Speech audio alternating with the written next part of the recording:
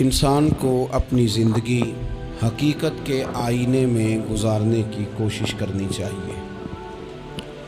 बहुत सारी खुश फहमियों से, बहुत सारी गलत फहमियों से और बहुत सारे दावों से अपने आप को बचा के रखना चाहिए। अल्लाह ताला की रहमत पर उम्मीद रखना, नबी पाक सल्लल्लाहु ताला अलैहि वसल्लम की शफाअत की उम्मीद रखना, नेक और सालिहीन की निस्बत की उम्मीद रखना, ये बुरा नहीं, ये बड़ा ही बेहतरीन है, ये बड़ा ही खूबसूरत अमल है, इसकी बहुत सारी बरक़ात हैं। लेकिन किसी गलत फहमी का शिकार हो जाना और ये सारी उम्मीदें वाबस्ता करके या इन सारी बातों को पेश नज़र रख के बेअमल हो जाना, अपनी ज़िंदगी को उमूर खैर से पीछे कर लेना, ये ना सिर्फ़ ये कि काबिल तहसीन नहीं बल्कि ये काबिल तवज्जो है, इसकी इस्लाह की ज़रूरत है। कुरान मजीद सूरह बकरा से जो आया करीमा मैंने तिलावत की है, उसमें अल्लाह तबारक व तआला ने इसी बात का ज़िक्र अहले यहूद के लिए फ़रमाया है। यहूदी जगह जगह कुरान मजीद बताता है कि कहीं कहते थे कि हम अल्लाह के बेटे हैं, माज़अल्लाह, अल्लाह के बड़े प्यारे हैं, हमें तो थोड़े दिनों के लिए अज़ाब होगा, बड़ी जल्दी हमें माफ़ कर दिया जाएगा। वो बड़ी लंबी चौड़ी खुश फहमियों का इजहार करते और बड़े बड़े दावे करते। फिर चलते चलते उन्होंने एक और दावा कर दिया, कहने लगे कि आखिरत का घर तो सिर्फ हमारे लिए है, जन्नत में सिर्फ यहूदी जाएंगे और कोई नहीं जाएगा। अल्लाह तबारक व तआला ने उनके इस दावे का जिक्र फरमाया है। ये देखें दावा कितना बड़ा है कि आखिरत का घर तो सिर्फ हमारे लिए, फ़कत हमारे लिए। मुसलमान ये दावा नहीं करते। नबी पाक सल्लल्लाहु ताला अलैहि वसल्लम ने जब इस बात का इजहार किया है तो इस तरह किया है, फरमाया जन्नतियों की 120 सफ़े होंगी और 80 मेरी उम्मत की होंगी। लेकिन ये भी फरमाया कि बाकी लोग भी तो होंगे ना, उनकी 40 सफ़े हैं लेकिन जन्नत में दूसरे पिछले लोग भी मौजूद होंगे। ये दावा नहीं किया कि सिर्फ मुसलमान जाएंगे, इनसे पहले जो नबी और उनकी ईमानदार और नेक उम्मतें गुजरी हैं उनमें से कोई जन्नत में ही नहीं जाएगा, ये नहीं फरमाया। लेकिन ये इस तरह के दावे बाज़ लोग करते हैं और सुनाई देते हैं। तो यहूदी भी ये कहा करते थे कि जन्नत तो खालिस हमारे लिए और कोई नहीं जाएगा उसमें। तो अल्लाह करीम ने फरमाया, कुल इन कानत लकुमुद दारुल आखिरतु इंदल्लाहि खालिसतम मिन दूनिन नास। ए महबूब अलैहिस्सलाम, आप इनसे फरमा दें अहले यहूद से कि अगर आखिरत का घर अल्लाह के नज़दीक बाकी सब लोगों को छोड़ के खालिस तुम्हारे लिए ही है, सब को छोड़ के सिर्फ तुम्हारे लिए है आखिरत का घर, तो फतमन्नउल मौत, तो फिर जन्नत में तो मर के जाना है ना, लिहाजा मौत की तमन्ना तो करो। फिर कहो ना, या अल्लाह हमें मौत दे ताकि वो जो तूने हमारे लिए इतनी बड़ी चीज़ बनाई है हम उससे इस्तिफादा कर सकें। फिर तुम मौत की तमन्ना करो इन कुंतुम सादिकीन, अगर तुम सच्चे हो। लेकिन रब फरमाता है, वलन यतमन्नऊहु अबदम बिमा कद्दमत ऐदीहिम, ये कभी भी मौत की तमन्ना नहीं करेंगे, इन्हें पता है जो इन्होंने कमाई करके आगे भेजी है। ये मौत के दावे करेंगे कि जन्नत में सिर्फ हम ही जाएंगे, लेकिन कभी भी मौत की तमन्ना, ये कभी मौत की तमन्ना नहीं करेंगे, इसलिए कि इन्हें पता है कि हमने आखिरत के लिए क्या। ये जो बहुत सारे लोग कहते हैं ना, मेरी निस्बत और मेरी बात और बल्ले बल्ले सारा कुछ मैं ही हूँ, तो उनसे कहो फिर सारा पैसा कोठी पे ही लगाए जाते हो, फिर तो जन्नत तुम्हारा इंतज़ार कर रही है, फिर यहाँ इतने खर्चे करने की तुम्हें क्या मुश्किल पड़ी हुई। कुरान मजीद कहता है ये कभी भी मौत की तमन्ना नहीं करेंगे, इनको पता है जो आमाल इन्होंने करके भेजे हैं। वल्लाहु अलीमुम बिज़्ज़ालिमीन, अल्लाह ज़ालिमों को जानता है, अल्लाह को खबर है।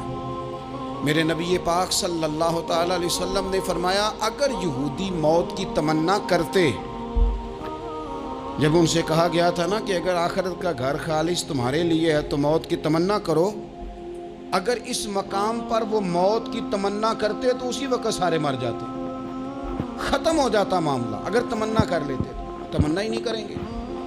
خوش فہمیوں میں مبتلا ہونا، بڑی بڑی باتیں کرنا، بڑے بڑے دعوے کرنا، بڑے بڑے تذکرے کرنا، بڑی بڑی اعلانیہ گفتگو کرنا اور اپنے ہی خیال میں بڑا کچھ بن جانا، یہ سنجیدہ لوگوں کا طریقہ نہیں۔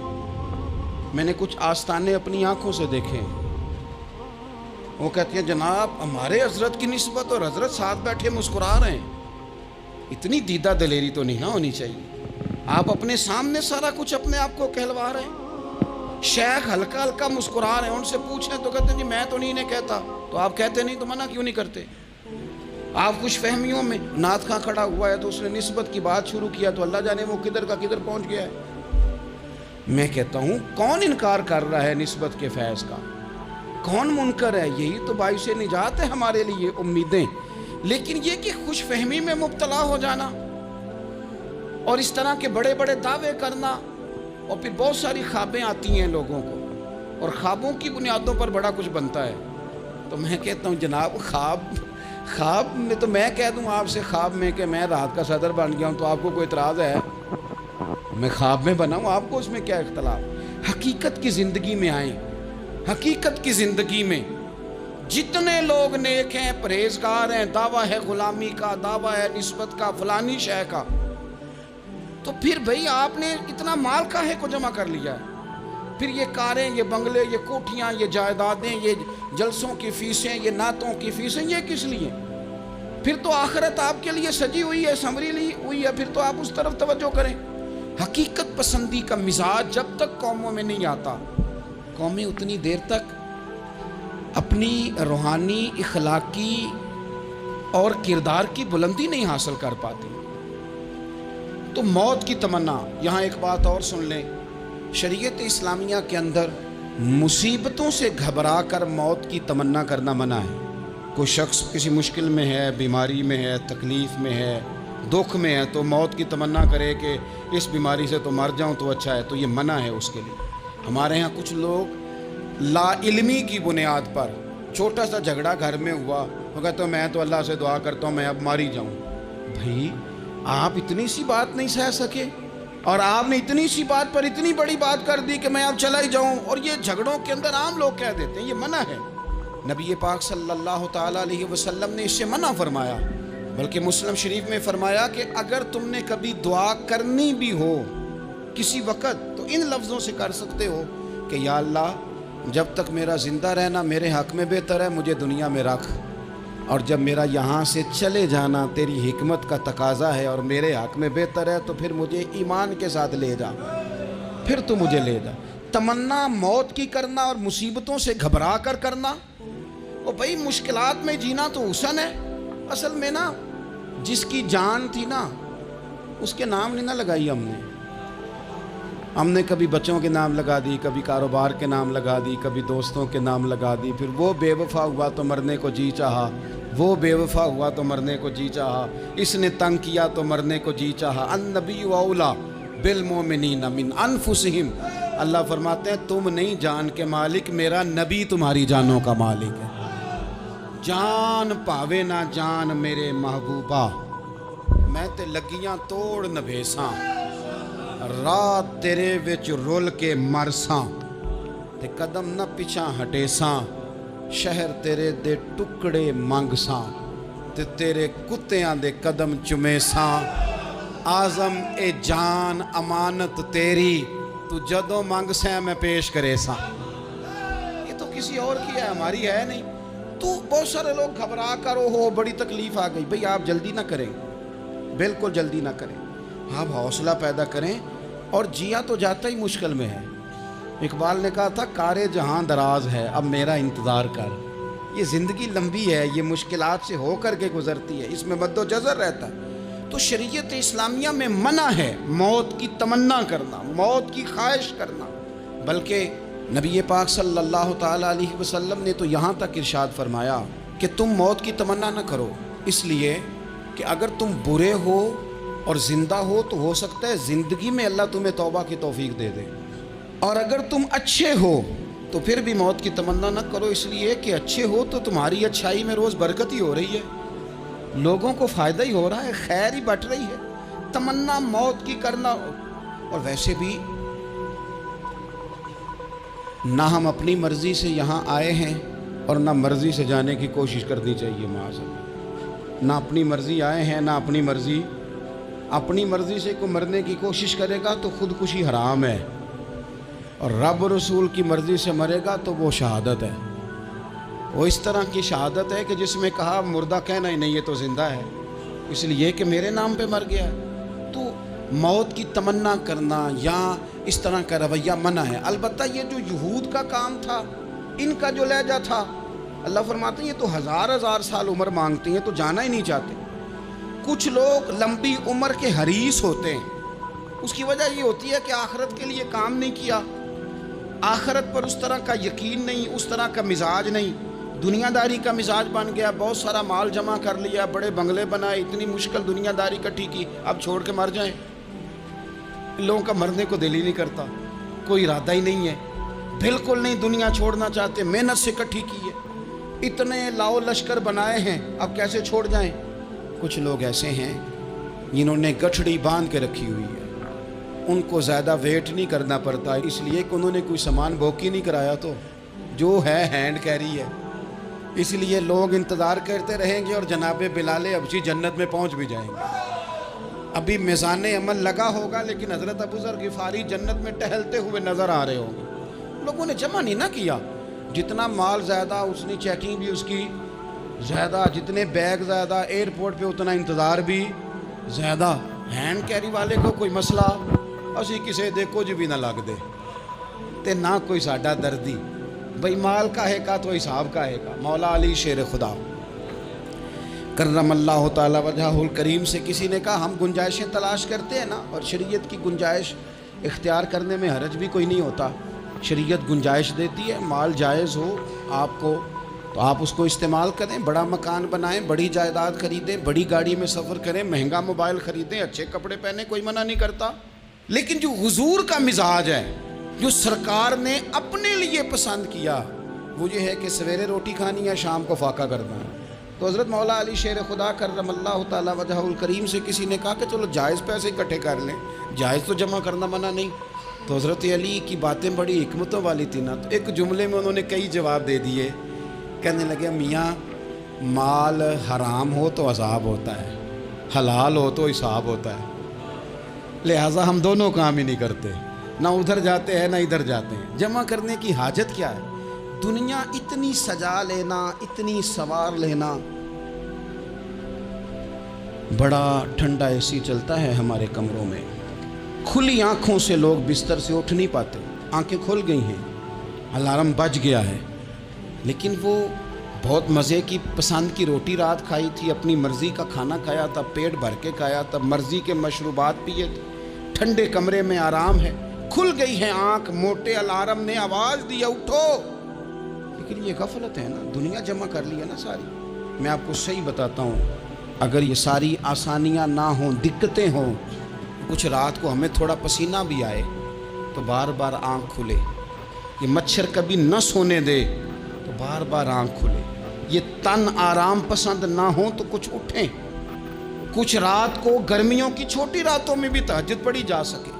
لیکن اقبال کہتے ہیں لہو مجھ کو رلاتی ہے جوانوں کی تن آسانی، یہ تن آسان ہو گئے، مزاج نہیں رہا ہمارا، ہمیں آرام چاہیے، سکون چاہیے۔ آپ یقین کریں کبھی کبھی میں حیران ہوتا ہوں، رونا آتا ہے اپنی اگلی نسل پر، رونا آتا ہے، یعنی بچے مدرسے میں پڑھنے والے، چونکہ وہ اے سی والے گھر سے اٹھ کے آتے ہیں، مدرسے میں پڑھنے والے بچے کہتے ہیں جناب وہ کچھ گرمی زیادہ ہے تو میری کچھ طبیعت برداشت نہیں کرتی، تو میری اماں نے کہا تھا 4 چھٹیاں لے لو کہ موسم ٹھیک ہو جائے گا تو پھر سے تعلیم ہو جائے گی۔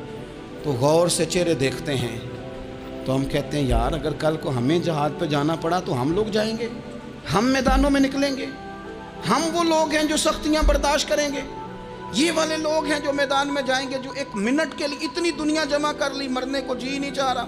حضرت شاہ فرید الدین عطار رحمۃ اللہ علیہ کہتے ہیں میں بڑا مہنگا کاروبار کرتا تھا، عطر بیچتا تھا، مہنگا کاروبار ہے نا، عرب شریف کے اندر آپ جائیں تو جہاں سونے والی دکان ہوتی ہے اس کے ساتھ خوشبو والی دکان ہوتی ہے، مکہ مکرمہ میں دیکھ لیں، مسجد نبوی میں دیکھ لیں، مہنگا کاروبار ہے، اور اب میرا بزنس تھا، کاروبار تھا۔ تو آپ فرماتے ہیں کہ ایک دن ایک بزرگ آ گئے، انہوں نے ایک شیشی دیکھی، خوشبو سونگی، دوسری، تیسری، چوتھی، اچھے سیل مین آگے بڑھ کے خود کہتے ہیں آپ کو کیا چاہیے.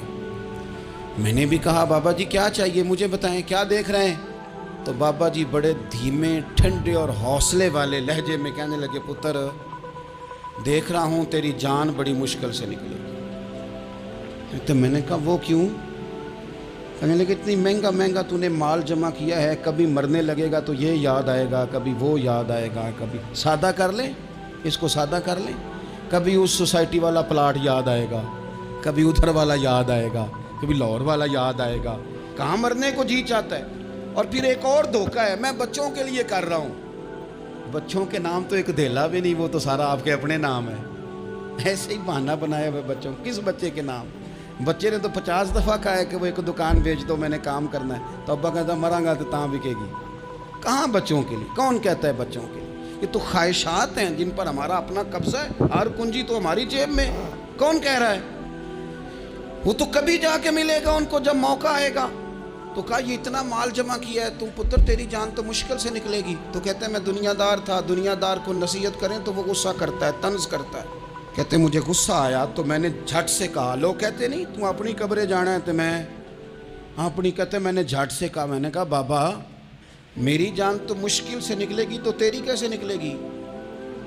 کہتے ہیں بابا جی کہنے لگے پتر ادھر آنا ذرا. تو میں کاؤنٹر کے اوپر سے ہو کے بابا جی کے پاس آیا.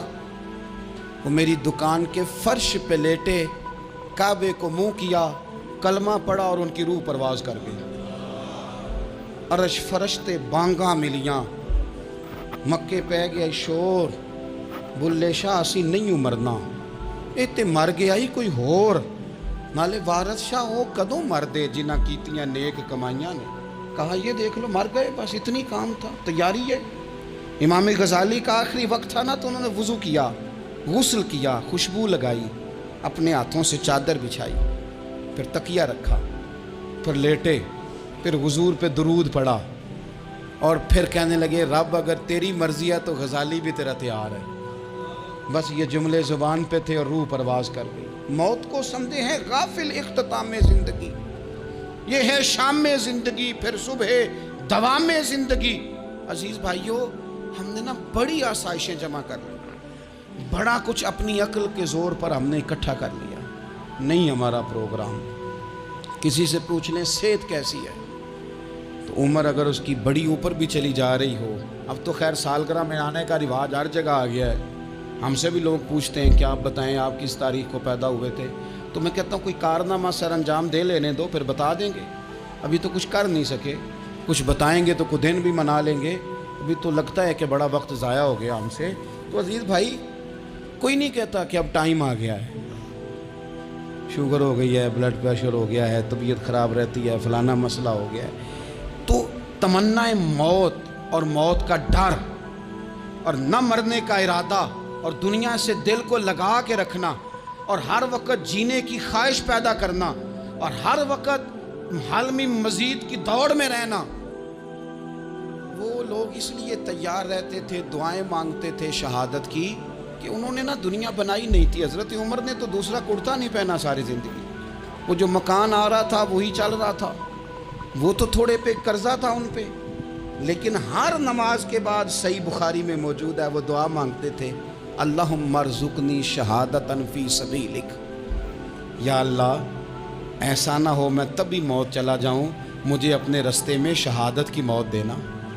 ہر نماز کے بعد دعا مانگی جا رہی, لیکن شہادت والی موت کی نہیں, شہادت والی موت. اللہم ارزقنی شہادتا فی سبیلک. اور مالک مدینہ چھوڑنے کو دل نہیں کرتا, یا اللہ شہادت کی موت دینا, اور دینا بھی اپنے نبی کے شہر کے اندر, یہیں رہوں, یہیں میرا مدفن بنے.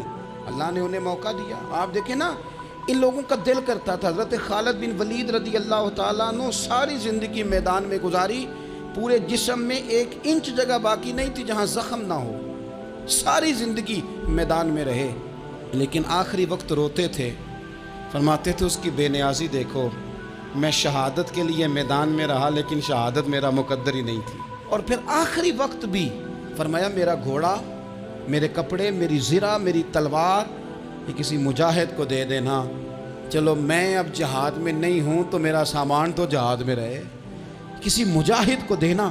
ان لوگوں نے جتنی محنت کی نا مرنے کے بعد کے لیے کی، مرنے کے بعد کے لیے زندگی کا جو دوسرا پل ہے اس کے لیے کوشش کی، وہاں انہوں نے صدقات جمع کرائے، خیرات جمع کرائے، عبادات جمع کرائیں، حسن اخلاق جمع کرایا، اچھا سلوک جمع کرایا، انہوں نے آخرت کے بینک میں ڈھیروں مال جمع کرایا، وہاں ان کے مکان بک ہوئے، جنت میں ان کے نام کی بڑی بڑی جگہیں اللہ تبارک و تعالیٰ کے فضل سے طے کی گئیں، تو پھر انہیں وہاں جانے میں کوئی دشواری بھی نہیں تھی، انہیں کوئی مشکل نہیں تھی، وہ تیار تھے، لیکن چونکہ ساری محنت ہی دنیا کے لیے ہے، وہ جو خاص ایک آخرت پر مسلمان کا ایمان اور یقین اور تیقن تھا اس طرف ہمارا مزاج نہیں۔ آپ دیکھیے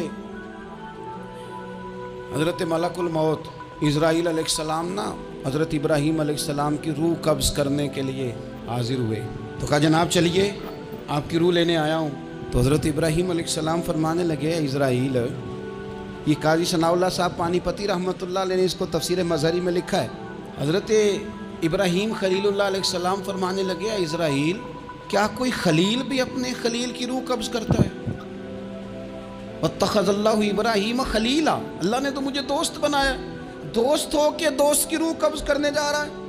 حضرت اسرائیل نے ارادہ چھوڑا اور حضرت ابراہیم کا وہ جملہ لے کے رب کی بارگاہ میں حاضر ہوئے، عرض کی مالک جناب ابراہیم علیہ السلام نے فرمایا ہے کہ اللہ کی بارگاہ میں عرض کرو کہ مالک کیا کوئی خلیل بھی اپنے خلیل کی روح قبض کرتا ہے؟ تو رب کریم نے فرمایا اب میرا بھی پیغام جا کے جناب ابراہیم کو دے دو، ان سے جا کے کہو رب فرماتا ہے کیا کوئی خلیل بھی اپنے خلیل کی ملاقات کو ناپسند کرتا ہے؟ آپ کو تو ملنے کو بلا رہے ہیں، موت تو ایک پل ہے، یہاں سے گزریں گے تو جا کے محبوب سے ملیں گے، تو کیا کوئی خلیل بھی ناپسند کرتا ہے کہ وہ اپنے خلیل سے ملاقات نہ کرے؟ حضرت سیدنا اسرائیل علیہ السلام پیغام لے کے آئے اور کہا ہے اللہ کے خلیل رب فرماتا ہے کیا خلیل بھی خلیل کی ملاقات کو تو حضرت ابراہیم تو کھول کے روئے، کہنے لگے اب دیر نہ کر، اب ذرا جلدی کر، اب ذرا جلدی لے جا۔ اور میرے نبی پاک صلی اللہ علیہ وسلم نے فرمایا، سیاستہ میں حدیث ہے، فرمایا تم میں سے جو رب سے ملنے کو پسند کرتا ہے نا، جو اللہ سے ملنے کا شوق رکھتا ہے نا، اللہ بھی اس کی ملاقات کو پسند فرماتا ہے۔ تم میں سے جو رب سے ملنے کا شوق رکھتا ہے، اقبال کیا کہتے ہیں؟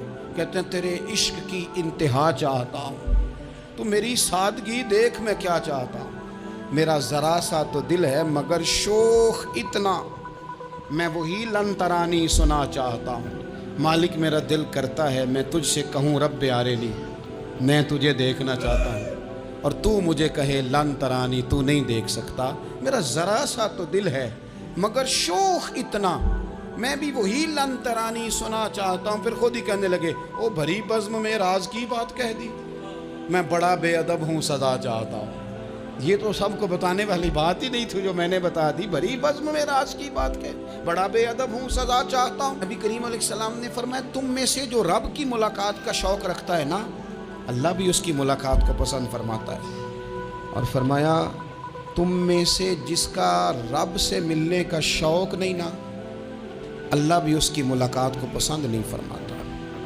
یہ سیاستہ میں حدیث ہے، ایک دفعہ غور کر نہ لیں، فلاں سے ملنے کو بھی جی چاہتا ہے، فلاں علاقہ دیکھنے کو بھی جی چاہتا ہے، فلاں کی ملاقات کو بھی جی چاہتا ہے، کبھی اس کو ملنے کو بھی جی چاہتا ہے جس نے بنایا ہے سارا کچھ، کبھی اس کی صحابہ تو تڑپ کے حضور کی بارگاہ میں آئے تھے نا، وَإِذَا سَأَلَكَ عِبَادِي عَنِّي فَإِنِّي قَرِيبٌ، تڑپ کے کہا تھا یا رسول اللہ صلی اللہ علیہ وسلم سالوں بیت گئے، سجدے کرتے، عبادت کرتے، روزہ رکھتے، حج کرتے، زکوٰۃ دیتے، اب دل کرتا ہے کبھی وہ ملے، کبھی اسے دیکھیں، کبھی یہ حقیقت منتظر نظر آ نہ لباس مجاز میں، لاکھوں سجدے تڑپ رہے ہیں میری جبین نیاز میں، دل کرتا ہے ملنے کو۔ تو جب صحابہ نے آ کے حضور کی بارگاہ میں یہ عرض کی نا یا رسول اللہ رب سے ملنے کو جی چاہتا ہے، تو اللہ نے فرمایا وَإِذَا سَأَلَكَ عِبَادِي عَنِّي فَإِنِّي قَرِيبٌ، اے محبوب جب میرے بندے آپ کے پاس آ کے میرے بارے میں سوال کریں تو ان سے فرما دو میں تو ان کے قریب ہی ہوں، جب بھی دعا مانگیں گے میں ان کی دعاؤں کو قبول فرماؤں گا، میں قریب ہوں ان کے۔ اپنے دل کے اندر شوق ہو، اللہ رسول کی طرف بڑھنے کا شوق ہو، مسلمان موت سے نہیں ڈرتا، لیکن صحیح بخاری اور صحیح مسلم میں حدیث ہے، نبی پاک علیہ الصلوۃ والسلام نے فرمایا آج ایک مسلمان 1000 کافر کو آگے لگا لیتا ہے اور کافر بھاگ جاتا ہے، ایک وقت آئے گا ایک کافر ہوگا اور 1000 مسلمان کو بھگا ڈالے گا۔ یا رسول اللہ کیوں؟ ہمارے پاس اسلحہ نہیں ہوگا، ہمیں لڑنے کا سلیقہ نہیں آئے گا؟ تو نبی پاک علیہ السلام نے فرمایا یہ مسئلہ نہیں، تمہیں وہن ہو جائے گا، وہن۔ یا رسول اللہ یہ وہن کیا ہوتا ہے؟ تو حضور نے فرمایا تمہیں نا زندگی سے پیار ہو جائے گا، تمہیں مرنا برا لگے گا، کراہت آئے گی مرنے سے، تم مرنا نہیں چاہو گے۔ تو جب کسی کو زندگی سے پیار ہو جائے تو پھر وہ بھاگتا ہے، پھر وہ ہر بندے کی ہر بات مانتا ہے چونکہ وہ جینا چاہتا ہے۔ اور کچھ لوگ ایسے ہوتے ہیں، وہ جب بدر میں مسلمان پہنچے نا تو جاسوس بھیجا ابو جہل نے، کہا جاؤ پتہ کر کے اور لوگ کتنے ہیں اور ان میں جوان کتنے ہیں، بوڑھے کتنے ہیں اور اسلحہ کتنا ہے۔ جاسوسی اس دور میں بڑی آسان تھی، کوئی مخصوص وردی تو فوجیوں کی ہوتی نہیں تھی۔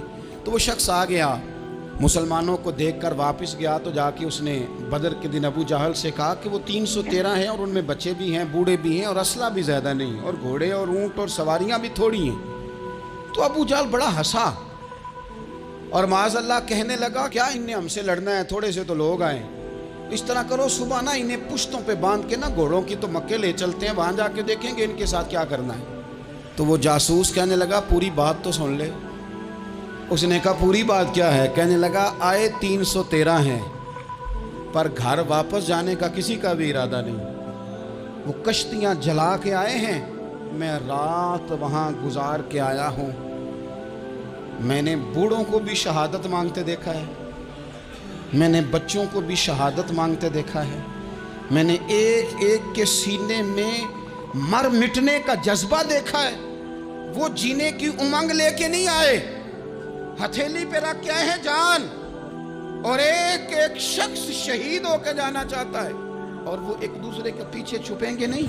یہ جو موت ہے نا، موت یہ تو ایک پل ہے، اس سے گزریں گے، اللہ رسول کے حضور جائیں گے، جنت کی نعمتیں، خدا کی تیار کی ہوئی رحمتیں، مسلمان کا آگے بڑھ کے استقبال کریں گے۔ حضرت عمار بن یاسر رضی اللہ تعالیٰ عنہ کو زخم لگ رہا ہے میدان جہاد میں، اور تیز زخم لگ رہا ہے، سخت تکلیف میں۔ تو ایک شخص نے آ کے پوچھا کیا حال ہے؟ تو آپ فرمانے لگے حال کیا ہونا ہے، تھوڑا سا ٹائم رہ گیا ہے۔ تو بندہ پریشان ہو گیا، اس نے کہا کس بات میں؟ فرمانے لگے تھوڑا سا ٹائم رہ گیا، بس میں نبی پاک سے ملنے والا ہوں اور حضور کے صحابہ سے ملنے والا ہوں۔ حضرت عمار بن یاسر رضی اللہ تعالیٰ کہنے لگے تھوڑا سا ٹائم رہ گیا، تھوڑا سا مرنا مرنا ہر کوئی آکھے تے میں بھی آکھاں مرنا، تے جس مرنے تھی خوشبو نہ آوے او مرنا کی مرنا، تے جس مرنے وچ سونا راضی اس مرنے تو کی ڈرنا۔ ایک گل رکھنا یاد کہ میرا جس دن ہووے مرنا، سب کچھ کرنا، سب کچھ کر کے میرا منہ روزے ول کرنا، شاید میرا آقا آوے میں دیدار حضور دا کرنا۔ فرمایا کہ وہ تو بالکل قریب آ گیا ٹائم۔ حضرت سیدنا بلال حبشی رضی اللہ تعالیٰ عنہ آخری وقت ہے، لوگ بڑا اس کا منظر جب بیان کرتے ہیں تو خوفناک بیان کرتے ہیں، اس طرح کا لہجہ اختیار کرتے ہیں کہ بات سن کے بندہ کانپ جائے۔ سیدنا بلال حبشی رضی اللہ تعالیٰ عنہ بالکل آخری وقت ہے، جانے کا ٹائم۔ تو حضرت بلال کی اہلیہ قریب بیٹھی ہیں تو کہنے لگی بڑے غم کا موقع آ گیا، غموں کی رات شروع ہو گئی، حالات میرے لیے مشکل آ گئے۔ آپ نے فرمایا کیا ہوا؟ کہنے لگی آپ جا رہے ہیں؟ تو حضرت بلال کہنے لگے یہ غم کا موقع نہیں، یہ تو خوشی کا موقع ہے، میں جاؤں گا تو حضور سے ملوں گا نا، جاؤں گا تو نبی پاک سے ملاقات ہوگی، یہ تو میرا ملاقات کا وقت آیا۔ تو اپنی زندگی کے اندر انسان کچھ اپنی آخرت کے لیے کرے، کچھ زاد راہ جمع کرے، کچھ وہ تیاری کرے، کچھ اس کے پاس ایسے اعمال ہوں جس کی بنیاد پر اس کا رب رسول کی بارگاہ میں حاضری کو جی چاہے۔ زندگی میں کبھی کبھی ایسے لمحے آتے ہیں جب ہر چیز بوجھ لگنے لگتی ہے، دل ٹوٹ جاتا ہے، راستے بند نظر آتے ہیں اور انسان ہار ماننے کے بارے میں سوچنے لگتا ہے۔ یہ ویڈیو انہی احساسات کی عکاسی کرتی ہے۔ لیکن ساتھ ہی یہ یاد بھی دلاتی ہے کہ ہر اندھیرے رات کے بعد صبح ضرور ہوتی ہے۔ اگر آپ بھی کسی مشکل وقت سے گزر رہے ہیں تو یاد رکھیں آپ اکیلے نہیں ہیں، آپ کا رب آپ کے ساتھ ہے۔ اپنی رائے کمنٹ میں ضرور دیں اور ویڈیو پسند آئے تو لائک اور شیئر کریں۔ مزید ویڈیو دیکھنے کے لیے سبسکرائب ضرور کریں۔ تو پھر ملاقات ہوگی نیکسٹ ویڈیو میں۔ السلام علیکم ورحمۃ اللہ وبرکاتہ۔